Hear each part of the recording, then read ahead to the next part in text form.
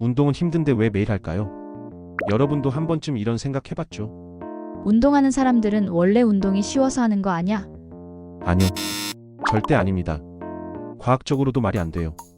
하버드 의대 연구에 따르면 운동을 10년 한 사람이든 오늘 첫날인 사람이든 운동 시작하기 전 싫어하는 감정은 거의 비슷하다고 해요. 즉 헬스장에서 오늘은 그냥 가지 말까. 이 생각은 전 세계 인류 공통 감정인 거죠. 운동 잘한다고 감정이 덜 힘든 게 아니라고요.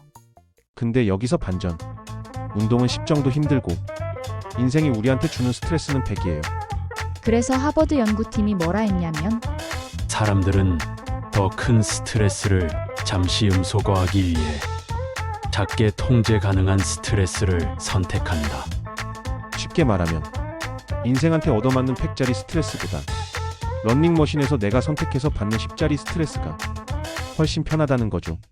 그래서 운동하는 순간이 이상하게 휴식 같아. 진짜입니다.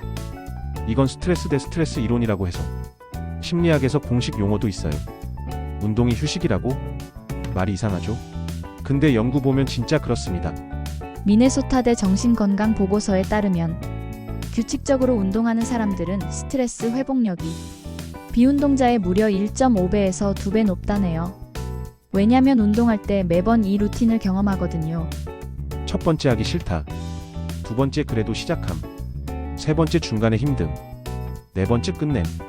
다섯 번째 마지막 끝나고 나 해냈다. 이게 뇌에서 작은 성공의 반복으로 기록돼요. 그래서 슬슬 정체성이 생기죠. 난 힘든 걸 해내는 사람이다. 그러니까 회사에서 욕먹고 애 때문에 빡치고 인생이 꼬여도 이상하게 운동은 꾸역꾸역 하게 됩니다. 왜냐면 그건 내가 컨트롤할 수 있는 영역이거든요. 국내 연구는 더 솔직합니다. 한국 스포츠 심리학회 논문 보면 아주 직설적이에요. 스트레스 높은 사람일수록 러닝 헬스를 더 자주 한다. 쉬는 날엔 불안해한다. 운동이 아니라 거의 심리적 도피처네요. 그래서 한국 커뮤니티 댓글 보면 이런 말 많아요.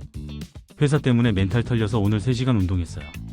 헬스장 안 가면 스트레스가 더 쌓입니다, 선생님. 저는 운동이 휴식이요 집이 전쟁터라. 논문이랑 댓글이 이렇게 일치하는 경우는 처음 볼 정도네요. 해외 SNS 밈도 볼까요? 와, 너무 솔직해요. 틱톡 레딧 서치하면 이런 말 가득합니다. My life is falling apart, so I hit a new PR. 내 인생은 무너져가지만 데드리프트는 성공했다. Therapy? No thanks. I have squats. 상담 치료 대신 스쿼트 합니다. The messier my life gets, the heavier my weights. 내 인생이 개판일수록 내 바벨은 무거워진다. 전 세계 공통 진실 하나. 인생이 힘든 사람일수록 운동량이 오릅니다. 결론을 말할게요. 운동하는 사람의 특징은 딱 하나다.